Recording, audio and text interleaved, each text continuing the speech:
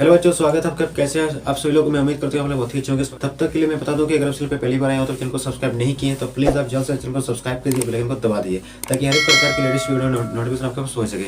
अगर आप चैनल को सब्सक्राइब कर दिए हैं तो भाई थैंक यू यार। तो चलिए आज की बात करते हैं क्लास 10 का केमिस्ट्री के बारे में, chapter 4 carbon and its compound, carbon तथा इसके यौगिक। ठीक है, तो देखिए ये हमारा यूट्यूब का चैनल नेम है हियट लाइफ और ये हमारा व्हाट्सएप नंबर है। ठीक है, इसमें अगर आपको कोई दिक्कत है तो यहाँ पर आप डायरेक्टली हम सब संपर्क भी कर सकते हैं। ठीक है, तो चलिए देखते हैं, पहले समझते हैं कार्बन क्या होता है। ठीक है, देखिए कार्बन एक क्या है, तो कार्बन एक एलिमेंट है, यानी कि कार्बन एक तत्व है जिसकी परमाणु संख्या 6 होती है और परमाणु द्रव्यमान 12 होती है। ठीक है, कार्बन का सिंबल क्या होता है, सी होता है। ये आपका एटॉमिक नंबर यानी कि परमाणु संख्या 6 होती है और परमाणु द्रव्यमान इसका 12 होती है। तो कार्बन क्या है, तो कार्बन एक एलिमेंट है, एलिमेंट यानी कि तत्व। ठीक है, मैंने क्या बोला अभी, कार्बन है तो कार्बन एक एलिमेंट है यानी कि कार्बन एक तत्व है जिसकी परमाणु संख्या 6 होती है और परमाणु द्रव्यमान 12 होती है तथा इसका सिंबल यानी कि प्रतीक सी होती है। ठीक है, अगर इसका परमाणु संख्या 6 होती है, इसलिए अगर हम इसका इलेक्ट्रॉनिक कॉन्फिगरेशन के बारे में बात करें यानी कि इसका इलेक्ट्रॉनिक विन्यास, ठीक है, तो वो कितना हो जाएगा 2,4, यानी कि के वाला कक्ष में आपका 2 इलेक्ट्रॉन होगा और एल कक्षा में आपका 4 इलेक्ट्रॉन होगा। ठीक है, ये आपका इलेक्ट्रॉनिक विन्यास है कार्बन का। तो चूंकि इसका जो लास्ट ऑर्बिट यानी कि जो इसका आउटरमोस्ट ऑर्बिट है उसमें कितना इलेक्ट्रॉन है आपका, इसमें 4 इलेक्ट्रॉन है। इसलिए अगर इसकी हम वैलेंसी की अगर बात करें यानी कि संयोजकता की अगर बात करें तो वो कितना हो जाएगा, तो इसका वैलेंसी आपका 4 हो जाएगा। वैलेंसी कितना हो जाएगा, 4 हो जाएगा। ठीक है, यानी कि कार्बन का वैलेंसी आपका 4 होता है। ठीक है, कार्बन का वैलेंसी 4 होता है, इसलिए इसको हम टेट्रा वैलेंसी भी बोलते हैं। क्या बोलते हैं इसको, टेट्रा वैलेंसी। टेट्रा वैलेंसी मतलब चतुसंयोजक, चतुसंयोजकता,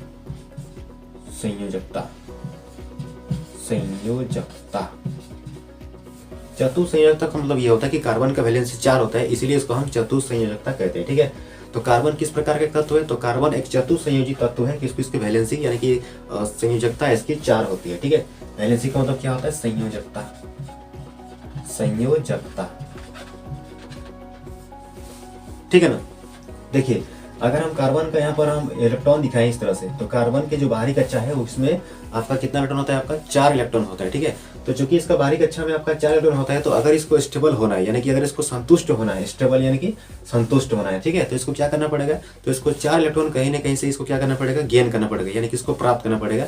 तब ये क्या हो जाएगा, ये आपका संतुष्ट हो जाएगा यानी कि स्टेबल हो जाएगा। ठीक है, तो अभी ये क्या है, आपका स्टेबल नहीं है। ठीक है, अब देखिए अब यहाँ पे क्या है, चूंकि 4 इलेक्ट्रॉन ये जब ले लेगा तो ये क्या हो जाएगा, किसी तरह से आपका क्या हो जाएगा, ये स्टेबल हो जाएगा।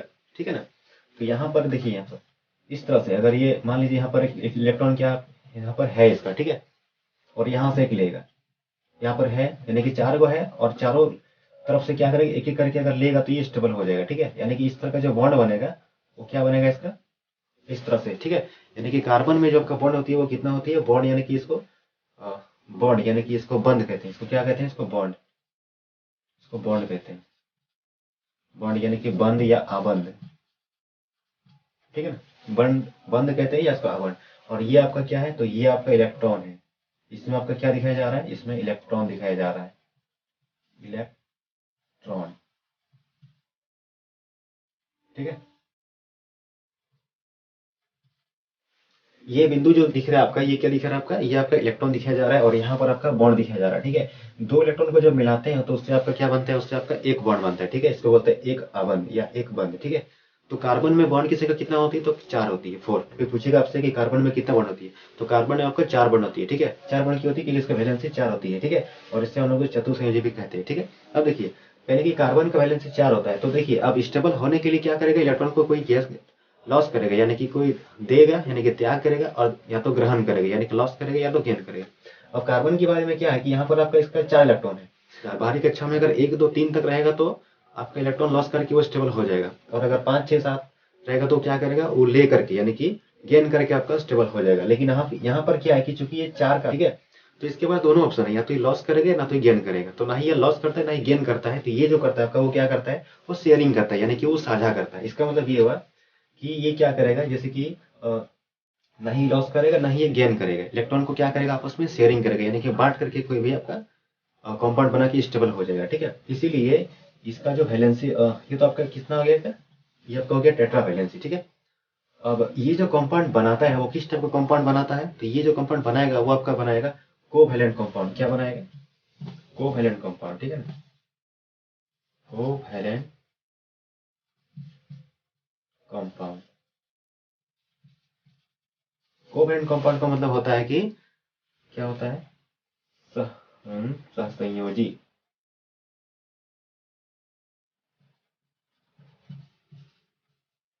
सहसंयोजी यौगिक, सहसंयोजी यौगिक बनाएगा।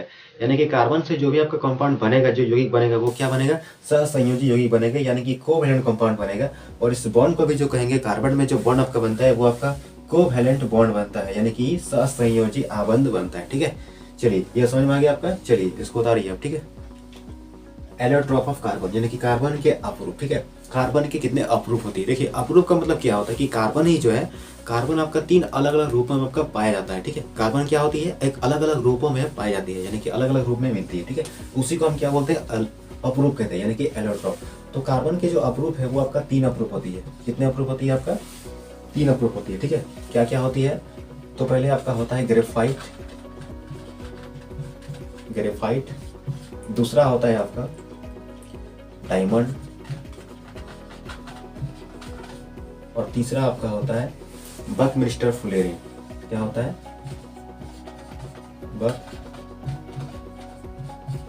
बकमिस्टर फुलेरिन, ठीक है ना। ये आपका कार्बन के 3 अपरूप होते हैं। ग्रेफाइट, यानी कि इसको ऐसे लिखेंगे ग्रेफाइट। ये आपका हो गया डायमंड, यानी कि हीरा, और ये आपका है बकमिस्टर फुलेरिन, बकमिस्टर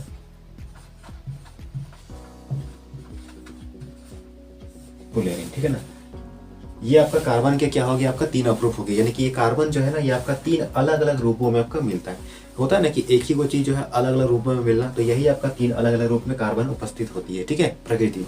तो ये जो आपका ग्रेफाइट है, ठीक है। तो ग्रेफाइट क्या है, तो ग्रेफाइट एक कार्बन होती है। ग्रेफाइट क्या होती है, तो ग्रेफाइट जो है ना वो पूरा कार्बन से बनी होती है, दिखने में ये काला रंग का होता है।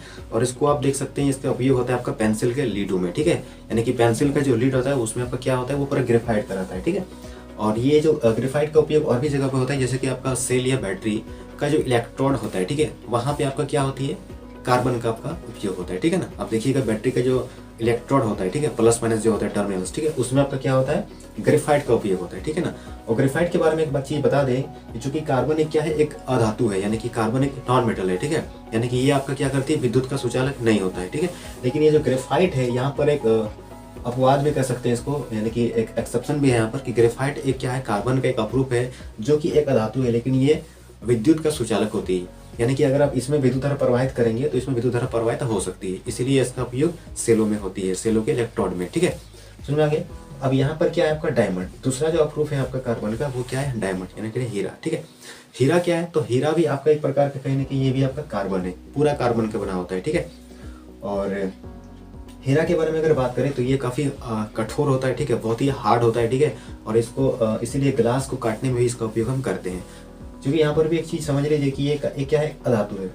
हीरा कहने की ये क्या है, ये कार्बन का अपरूप है, और कार्बन क्या है, अधातु है, तो ये भी एक अधातु है, ठीक है। लेकिन यहाँ पर भी एक एक्सेप्शन ये है कि अधातु होने के बाद भी ये क्या होती है, बहुत ही कठोर होती है, ठीक है, ठीक है। और इन दोनों चीज़ों के बारे में अगर बात करें कि इसको अगर हम जलाएंगे तो क्या होगा, तो चूंकि ये दोनों कार्बन है, तो कार्बन को अगर हम जलाएंगे तो टोटली क्या होगा, पूरा जल जाएगा। तो हीरा के बारे में एक चीज़ बता दे रहे हैं कि अगर आप हीरा को आप बर्न करेंगे, अगर आप इसको जलाएंगे, ठीक है, तो ये क्या होगा, ये पूरा का पूरा कार्बन से बना होता है, ठीक है। तो पूरा कार्बन क्या होगा, ऑक्सीजन के साथ में रिएक्शन करेगा। देखिए जलना का मतलब क्या हुआ, ऑक्सीजन से अभिक्रिया करना, ठीक है। तो जब आपका हीरा जलेगा, यानी कि ऑक्सीजन से अभिक्रिया करेगा, तो टोटली कार्बन डाइऑक्साइड बन करके सब उड़ के चला जाएगा, और आपका राख के रूप में जो है ना यहाँ पर कुछ भी नहीं बचेगा, ठीक है। ये आपका हो गया हीरा का। अब यहाँ पर है आपका बकमिस्टर फुलेरिन, ठीक है। देखिए इसके बारे में क्या है कि अभी इसके बारे में साइंटिस्टों ने कुछ ज़्यादा रिसर्च नहीं किया है, ठीक है। यानी कि इसके बारे में कुछ अभी ज़्यादा विस्तार से जानकारी प्राप्त नहीं हुआ है। बस इसका जानकारी यही प्राप्त हुआ है कि इसमें आपका कार्बन का 60 एटम होता है। कितना एटम होता है, 60 एटम, ठीक है। यानी कि कार्बन की जब 60 गो यानी कि परमाणु जब मिलती है तो क्या बनती है, बकमिस्टर फुलेरिन बनती है। और इसका स्ट्रक्चर जो होता है वो एक फुटबॉल के जैसा होता है। किसका होता है स्ट्रक्चर, किसके जैसा होता है, एक फुटबॉल के जैसा होता है। तो ये आपका थी कुछ कार्बन के अपरूप, ठीक है, जिसके बारे में आपको जानना जरूरी था, ठीक है। तो चलिए मैं उम्मीद करता हूँ कि वीडियो आपको अच्छा लगा। अगर वीडियो आपको अच्छा लगा तो वीडियो लाइक कीजिए, कमेंट कीजिए, शेयर कीजिए, और मिलते हैं फिर अगले वीडियो में। तब तक के लिए thank you, best of luck.